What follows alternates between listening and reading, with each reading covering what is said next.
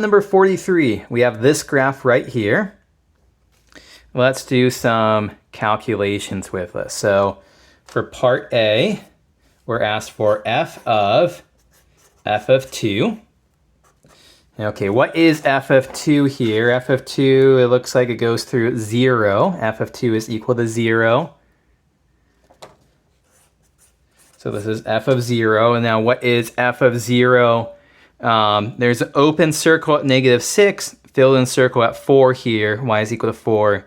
So the filled in circle is what we need here. This is 4.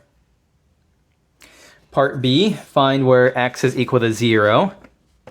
1 point, 2 point, 3 point, 4 points at -2,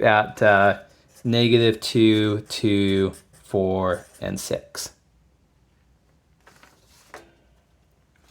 Okay, what is the domain of f here? Domain of f is allowable x values. Allowable x values here, if we, so we start at -3.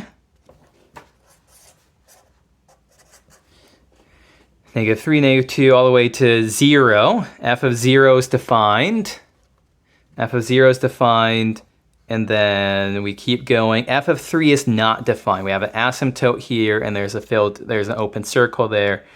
F of 3 is not defined. And then everything is defined from, not including 3, but 3 to 4, 5, 6, 7.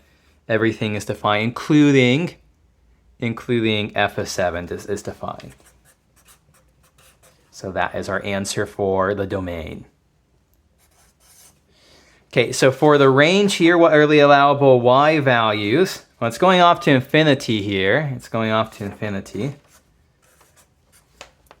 And we can have everything less than, going down from infinity all the way down to -6.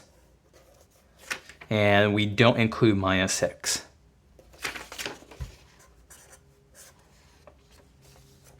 Okay, and then for part E, we're asked for some limits here. The limit as x goes to 0 from the left of f of x. So going in from the left, we're getting close to 4 on the y-axis. Limit as x goes to 0 from the right of f of x. Going in from the right, we're getting close to -6. And because these two one-sided limits do not agree with each other, this limit here does not exist.